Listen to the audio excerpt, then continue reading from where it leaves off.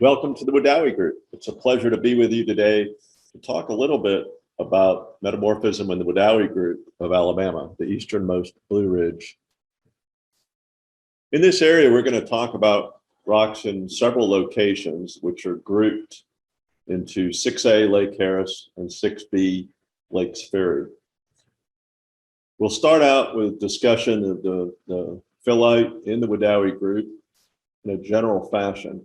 This image on the right shows you the Wedowee Group as exposed along the shore of Lake Harris, and you can see the fine-grained phylitic foliation, which has been folded into these open folds, and the foliation is subparallel to the bedding at this location.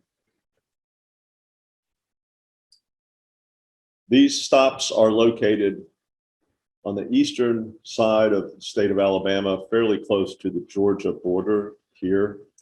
So we'll talk about this location, Lake Harris, and this location near Blake's Ferry. The Wedowee Group has most recently been interpreted as sediments which were deposited in a back arc basin.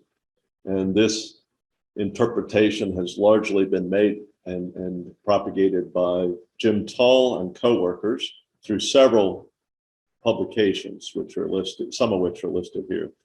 In this illustration from 2014, Jim illustrates the back arc basin here and the Laurentian margin over here to the northwest, and an arc of some sort, tectonic arc over here to the southeast. So in this interpretation, the rocks we're talking about were deposited in this embayment or back arc along the Laurentian margin. As you can see in this inset, Jim has spent a lot of time collecting data, which allowed him to correlate a lot of the rocks and to talk about their stratigraphic relationships between the rocks that you saw at Pumpkin Vine Creek near Atlanta, the Wedowee Emuckfaw, which we're going to be talking about shortly, Hillaby Greenstone, which outcrops nearby, and some of the rocks in the Piedmont of Alabama as well, all of which he relates to this back arc basin tectonic setting. The back arc basin would have been undertaking active sedimentation and active volcanism between about 480 and 460 MA. Prior work on metamorphism is relatively limited in the Wedowee Group. There was some initial work done by Neathery and Reynolds, and this was published in AJS and then on several quadrangle maps, which were produced near the town of Wedowee to the west of Wedowee itself. Gibson and Spear in 1986 did some work on metamorphic rocks adjacent to the Blake's Ferry Pluton, which we're going to talk about extensively. And then I've done a little bit of work myself, recently studied the metamorphic rocks in the Wedowee Group and done some geochronology as well as some PT path construction. We'll be talking about these results during this trip. The initial work on the Wedowee Group essentially did petrographic analysis and determined that they were largely upper green schist to amphibolite facies metamorphic rocks based on assemblages such as this one, quartz, muscovite, biotite, plagioclase, very graphitic rocks in general, and the assemblage locally includes garnet and staurolite. So they would plot here along this boundary between green schist and amphibolite facies, a medium pressure temperature series, if you will, just in the kyanite stability field. So the first set of outcrops that we'll talk about are those along Lake Harris, north of the town of Wedowee. And so they can be accessed fairly readily from Interstate 20, taking US 431 south towards the lake. And the highway crosses an arm of Lake Harris here on the new bridges, which are here. The old highway US 431 is here with another bridge, and that is the best place to park and get off for access to some of these outcrops, which are near continuous along the boundaries of the lake or the shore of the lake. Please be very respectful of property owners. All of this is private property. We have indicated this spot because we've had a good relationship with the landowners. So please do contact them if you wish to get access. And most of the time, people are very accommodating for access to the lakefront. So I'll jump straight to looking at the photomicrographs from the samples at this locality. I've showed you the folding and the phyllite that's present. Note that these garnet have beautiful internal textures. They have both radial inclusion patterns as shown here, and also rotated helicitic structure, which is that they overgrew the foliation, and that is no longer parallel to foliation in the matrix, which is generally attributed to rotation of the garnet porphyroblast after growth, or perhaps synchronous to growth. You can see the immense amounts or very large amounts of graphite in bands. So this presumably is something compositional related to original sedimentation with these quartz-rich and graphite-rich layers. And the foliation is parallel to that. You can see quartz here. Muscovite is predominant in this band, and biotite is somewhat less abundant, these darker areas that you see here. If you look at it, X-ray intensity maps, these are showing us manganese at the top and calcium here. You can see that the garnet is zoned compositionally, and you can also clearly see these rotated helicitic structures within the grains.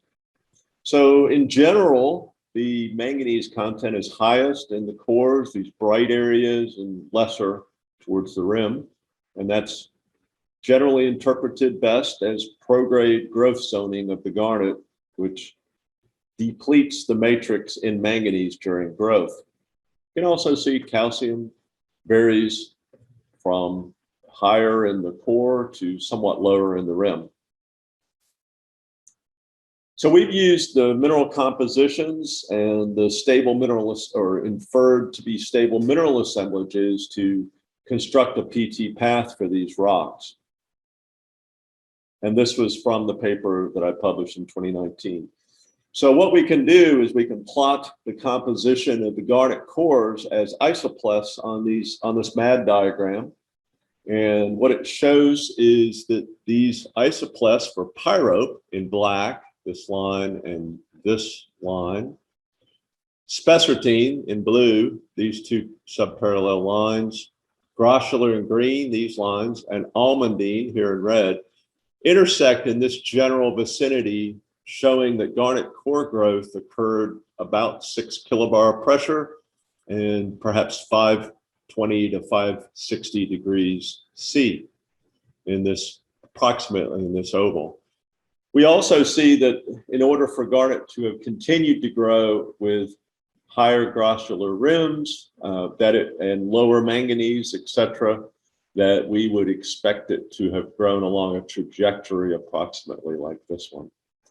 So the dashed lines that you see here are mode of garnet or volume of garnet in the sample, and you can see that garnet growth would require crossing these and going up to higher mode of garnet. So our path is shown by this arrow. The second stop that I'd like to talk about before coming back to the implications of metamorphism is that at Blake's Ferry. Blake's Ferry is to the southwest of the town of Wedowee, and it can be accessed from Alabama 48, which is an east-west highway just off this map. So if you were to drive from the town of Wedowee west on 48, you would be up here, and then you would come to this highway down here, which is Shady Grove Lane, drive south to the Blake's Ferry Road here and over to Flat Rock Park. Flat Rock Park is owned and operated by Alabama Power Company, who maintain the hydroelectric facilities at the dam, etc. And it's public access during the day, much of the year. It's a beautiful park, great place to walk out and see the outcrops of the Pluton itself. Unfortunately, you can't really see the metamorphic rocks there, And so one has to find other spots. And the recommended spot is to come down here to River Road, which is this one. And if you come down from Flat Rock on the highway south from Flat Rock Park, then you can get over here to River Road. And River Road is not open to cars. There's a gate, but you can walk along the road to these outcrops, which are close to the lake. Excellent outcrops. They are blocked, as I mentioned, so you should get access from the park personnel before entering. The Blake's Ferry Pluton was mapped prior to building and construction of the dam. Neathery and Reynolds produced this map, Lineville East, which has the outcrop pattern of the Pluton and some information about metamorphic rocks nearby. As you can see, they also mapped some intrusive bodies to the south of the main body, shown here. The Pluton is very important because we have to understand its influence on metamorphism in order to construct a tectonic history. So I'll talk very briefly about the Pluton. We have a separate video, which I'll show in a minute, indicating the outcrops and the access around Flat Rock Park. So let's talk a little bit about the age of intrusion. So Stan Ingram and Josh Schwartz worked on the age of the Blake's Ferry Pluton. And Stan finished his work around 2012, and the geochronology was then published in 2019. In order to determine the age of intrusion, Stan worked on both zircon and monazite in the Pluton, and he was able to construct a weighted mean plot, which you see here, utilizing both sets of data, which are result in an age of about 347 MA. The data are mostly concordant and give you this range between about 350 and 340, as shown on the Concordia, on the Terra-Wasserberg diagram over here. So if you look at some of the hand samples of the Blake's Ferry Pluton, they're beautiful, medium-grained, biotite-bearing tonalite samples with very little evidence for recrystallization or subsequent metamorphism after crystallization. The Wedowee is garnet rich around the Blake's Ferry Pluton, and the hand samples show these porphyroblasts of garnet.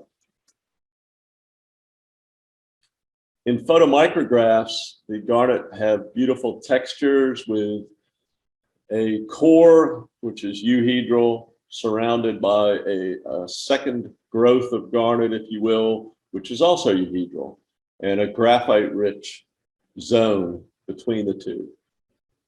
So one of the questions immediately comes to mind is this one-stage garnet growth or two-stage garnet growth, in the sense of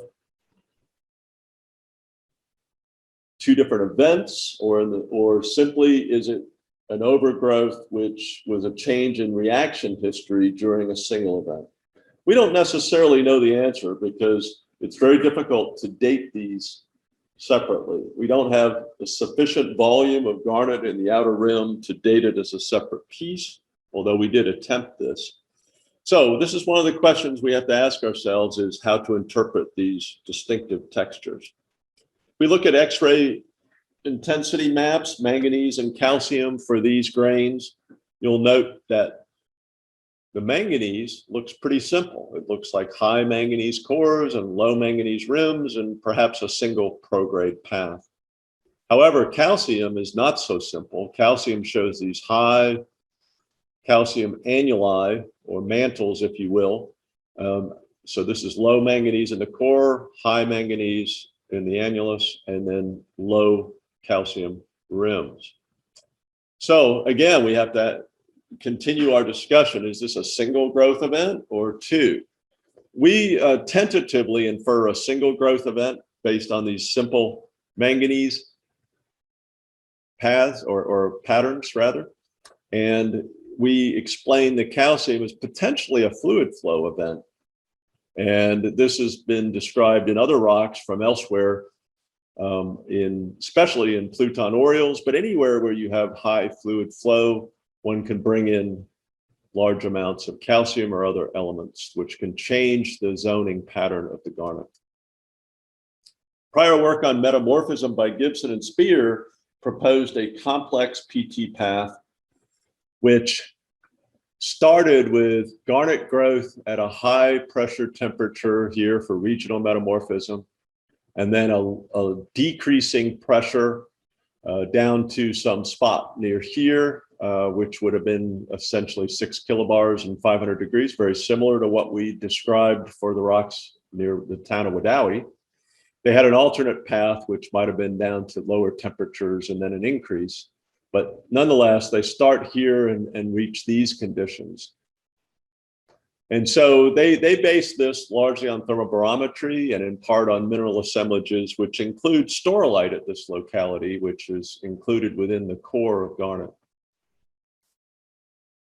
So in our mineral assemblage diagram, which we published in 2019, we came up with a slightly different path, which is based on the mineral compositions. It's particularly garnet, which has core isopleths, which intersect near here, very similar to those near the town of Wedowee, where the garnet began to grow in this region, based on the compositions, and then continued into staurolite stability, which we see as inclusions within the garnet. And finally equilibrated with garnet rim compositions, which are in this speckled area here. And that is based on the white micas, which we see 2 white micas in the matrix. It's also based on garnet biotite thermometry for the rim, which would give us this range of temperature. So we propose, again, similar to Lake Harris or Wedowee area, a pressure increase during growth. And in this case, slightly higher temperatures and slightly higher pressures than the former.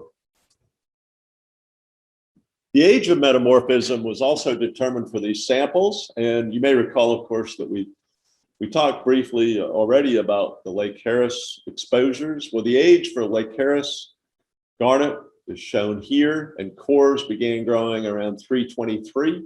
Rims grew around 320 MA. So we have 2 different ages for this based on core and rim results. The Blake's Ferry samples that we just talked about had an age of 331. And this is shown here, rim and core together, because we were unable to get enough core and rim material to see any difference in age between the 2. These were not separated along those textural zones I showed you earlier because we couldn't do it. So we simply took a larger aliquot of rim and it fits along the same isochron, indicating 331 MA growth. So really very similar results, but we would argue that the garnet at Blake's Ferry is very slightly older. However, it's important to realize that in spite of it being older, it's not old enough to have grown synchronous with intrusion of the Blake's Ferry Pluton at 347. And in fact, it must postdate, metamorphism must postdate the Blake's Ferry intrusion based on these garnet ages. Right, so in terms of understanding this Eastern Blue Ridge Alleghanian garnet growth, I want to first just think, well, yes, what we see here is clearly different than what we have seen in the Blue Ridge of North Carolina or Tennessee, where the gauge of garnet growth up here is clearly taconic to Neo-Acadian perhaps in further south. But here in the southernmost part of the Appalachians, it's clearly Neo-Acadian to Alleghanian in age. So much younger metamorphism here. Now these ages that we have for garnet in this part of the world are very similar to, but slightly older than Keoki Belt metamorphism over here, which is also Alleghanian in the South Carolina region, just next to the coastal plain, Columbia, etc. So we clearly have a need to explain this in a tectonic model, and that's our next step, which we hope to accomplish in the near future. But for now, I'm going to leave it with that and just say that these intriguing results clearly indicate that we have garnet growth during this time period, the earliest part of the Alleghenian orogenic event.